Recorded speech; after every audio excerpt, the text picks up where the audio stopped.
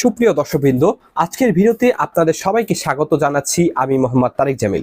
আজকে আমি অত্যন্ত গুরুত্বপূর্ণ একটি বিষয় নিয়ে ভিডিও বানাতে যাচ্ছি। সেটি হচ্ছে, আপনারা নিশ্চয়ই মাইক্রোসফট পাওয়ার পয়েন্ট ব্যবহার করেছেন।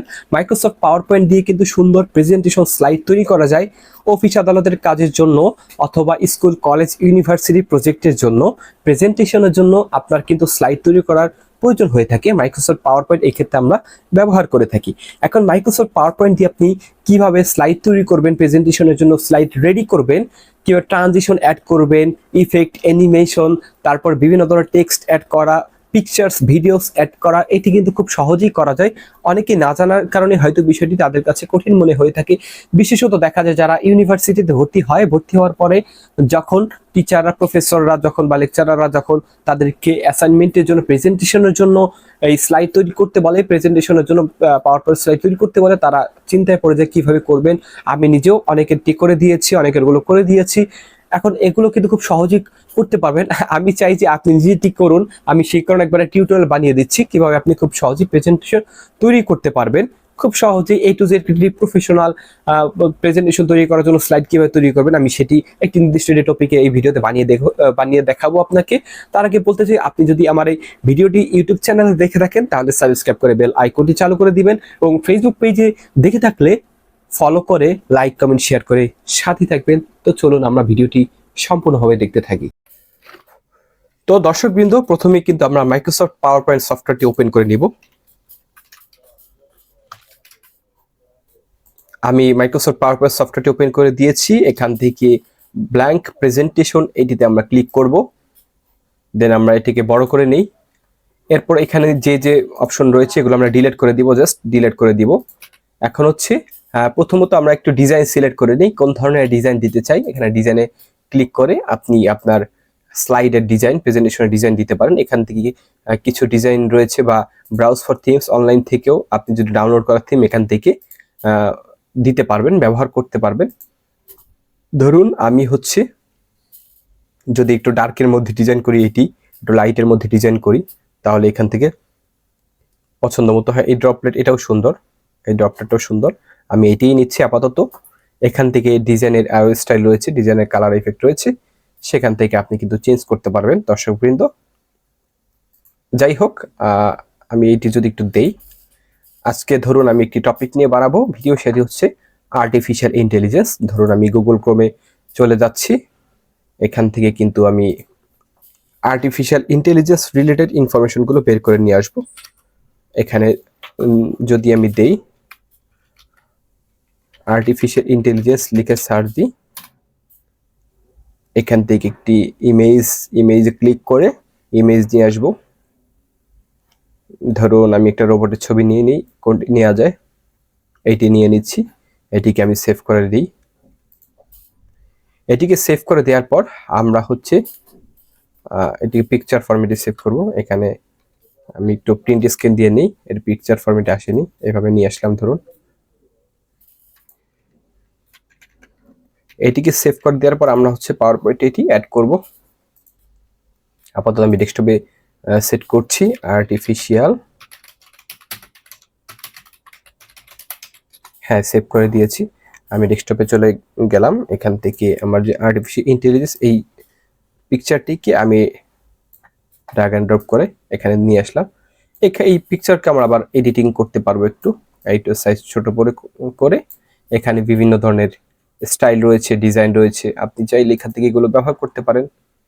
ঠিক আছে, এই যে রিফ্লেকশন, আমি সাধারণত আমি একটু গোলের মধ্যে যদি করি, দেখি এটি কেমন দেখায়। এই গোলের মধ্যে করি, এখানে কিন্তু পিকচার ইফেক্ট রয়েছে, পাশাপাশি শ্যাডো রয়েছে, রিফ্লেকশন রয়েছে। আমি রিফ্লেকশন বা শ্যাডো কোনটি দিয়ে দিই, আচ্ছা যাই হোক এটি দিয়ে দিলাম। এটি একটু নিচে নামিয়ে দিয়েছি। এবার হচ্ছে আমি উপর টেক্সট লিখে দিব। এখানে টেক্সট লেখার জন্য ইনসার্টে রয়েছে, এখানে দেখুন টেক্সট বক্স রয়েছে, এটিতে ক্লিক করলাম, এখানে ক্লিক করে দিচ্ছি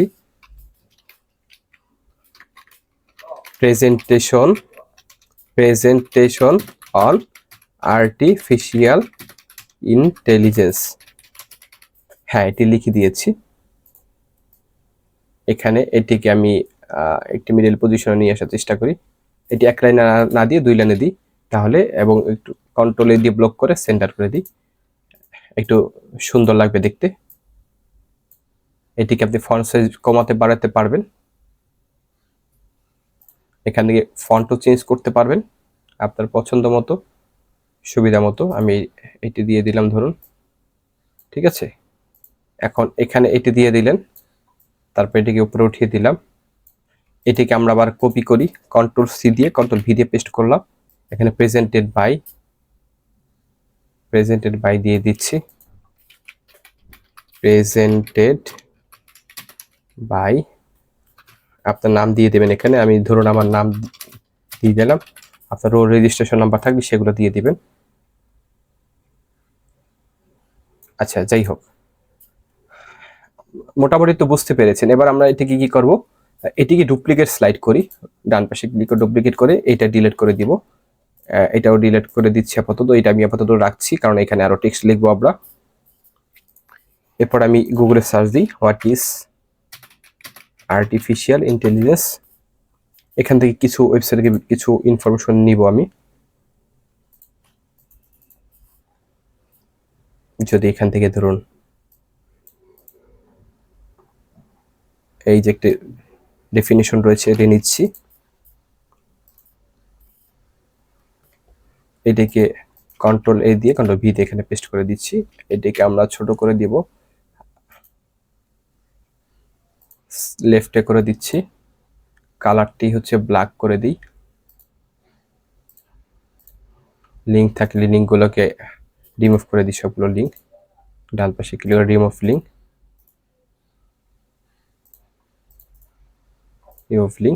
কন্ট্রোলে দিয়ে ইটালিক রয়েছে ইটালিকটি সরিয়ে, আন্ডারলাইন রয়েছে আন্ডারলাইন সরিয়ে দিই। হ্যাঁ, সরিয়ে দিয়েছি। এখানে একটি লিঙ্ক রয়েছে এটিকে সরিয়ে দিই। আচ্ছা, এবার আমরা এটিকে কি করব, এই পাশে নিয়ে আসলাম। এটাকে আর একটা কন্ট্রোল সি দিয়ে কন্ট্রোল ভি দিয়ে দিচ্ছি, উপরে দিয়ে আমি এখানে লিখে দিই, হোয়াট ইজ আর্টিফিশিয়াল ইন্টেলিজেন্স। এটিকে আমরা একটু বড় করে দিব যেহেতু এটি হেডিং, ঠিক আছে। এটিকে একটু বোল্ড করে দিতে পারি।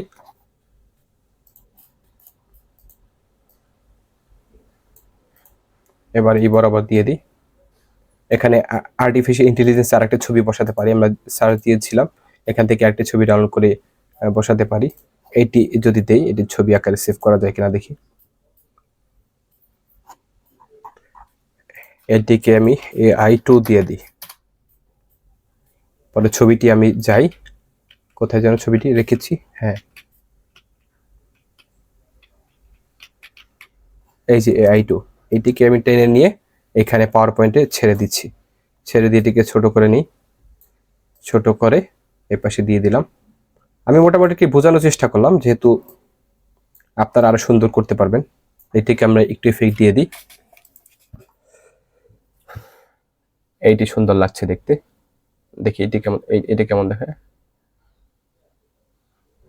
না, এটা সুন্দর লাগতেছে। দেখি এটার একটু ইফেক্ট দিতে পারেন। এখানে বিভিন্ন ইফেক্ট রয়েছে, গ্লো ইফেক্ট, তারপরে আপনার সফট এইজ, তারপর রিফ্লেকশন, হ্যাঁ রিফ্লেকশন বিভিন্ন ক্যাটাগরি রয়েছে, 3D রোটেশন রয়েছে। আপনি যদি 3D রোটেশন দিতে চান, এই যে দেখুন 3D রোটেশন হচ্ছে, প্রত্যেকটি বিষয় কিন্তু আলাদা আলাদা করতে পারবেন দর্শকবৃন্দ। বেভেল রয়েছে, হ্যাঁ 3D রোটেশনে এটি দিয়ে দিচ্ছি। আর একটু রিফ্লেকশন যদি দিয়ে দিই, পিকচার ইফেক্ট রিফ্লেকশন। আমি আর একটা স্লাইড করে দেখাই, ডান পাশে ক্লিক করে এটাকে ডুপ্লিকেট স্লাইড করব। এবার যদি আমি দিই হাউ ডাজ এআই ওয়ার্ক, এখানে দেখুন হাউ ডাজ এআই ওয়ার্ক, এখান থেকে একটি আমি নিচ্ছি ধরুন, এইটিকে আমি দিয়ে দিব হচ্ছে নিচের পোর্শনে। আচ্ছা, এইটি হচ্ছে পেস্ট করি আমি স্পেশাল ফরম্যাট, এই মাঝখানেরটি রয়েছে, আমি একটু দেখি আন্ডো দিই, ডান পাশে ক্লিক করে কিপ সোর্স ফরম্যাটিং। আচ্ছা, দেওয়ার পরে এটা ব্ল্যাক করে দিছি সব। এখান থেকে রিমুভ লিঙ্ক দিয়ে দিই, লিঙ্ক সরিয়ে দিই, কন্ট্রোলে দিয়ে আন্ডারলাইন দিয়ে আবার আন্ডারলাইন সরিয়ে দিচ্ছি। এবারও এটা হচ্ছে হাউ ডাজ এআই ওয়ার্ক, ঠিক আছে, how does artificial intelligence work. Work, এটি হলো।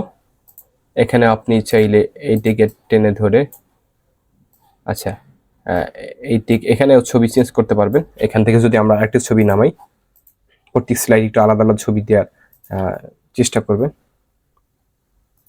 যদি আমি এটিকে সেভ করি, AI3 দেই, এইটিকে এইখানে নেওয়ার চেষ্টা করি, হ্যাঁ, আর আগেরটি সরিয়ে দিই। এইটিকে ছবিকে একটু বড় ছোট করে নিতে পারবেন। এই লেখাগুলোকে ধরুন এবার এই পাশে দিচ্ছি, আর ছবিটাকে এই পাশে দিব। এটাকে এই পাশে নিয়ে আসলাম। আচ্ছা, এটাকে রাইট সাইডে দিই, হ্যাঁ, এবার সুন্দর হবে। ঠিক আছে, এবার হচ্ছে এটাকে ইফেক্ট দিয়ে আমরা পিকচার ফরম্যাটে গিয়ে এখান থেকে ইফেক্ট রয়েছে বিভিন্ন দিয়ে দিচ্ছি, আপনি আপনার পছন্দের মতো দিতে পারেন। যাই হোক, স্লাইড মোটামুটি তৈরি করা শেষ হয়ে গেলে লাস্টে ধরুন আমরা এখন লাস্টে স্লাইডটি করবো, লাস্টে ডুপ্লিকেট করে এটিকে সব ডিলিট করে এখানে এই ট্যাবে দিতে পারেন, থ্যাংক ইউ, হ্যাঁ, থ্যাংক ইউ, এনি কোশ্চেন, এভাবে দিতে পারেন, এনি কোশ্চেন। এটাকে মিডলে নিয়ে যাই সবগুলোকে, তারপর এটাকে আমরা একটু বোল্ড করে দিই, বড় করে দিব, দিলাম। দেওয়ার পর এখানে ছবিটি সরিয়ে দেখেন, একটা কোশ্চেনের ছবি নিয়ে আসি, কোশ্চেন মার্ক।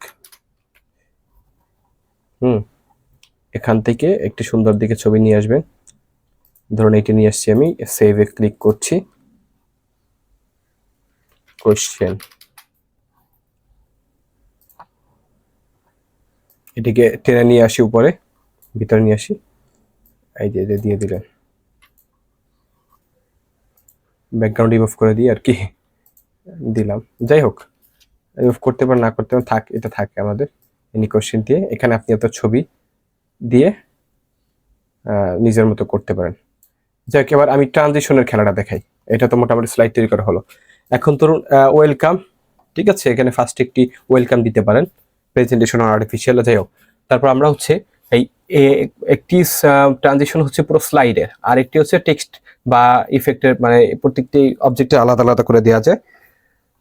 আমি স্লাইডেরটা আপাতত দেখাচ্ছি। স্লাইডের জন্য ক্লিক করে ট্রানজিশন রয়েছে, ট্রানজিশন দিয়ে এই ধরুন আপনি প্রত্যেকটি স্লাইডের জন্য আলাদা আলাদা দিতে পারবেন। এই যে যদি ক্রাশ দিয়ে দেখুন এইভাবে আসছে, হ্যাঁ, প্রেস্টিজ, বিভিন্ন অপশন রয়েছে দর্শক, দেখতে পাচ্ছেন, কিউব।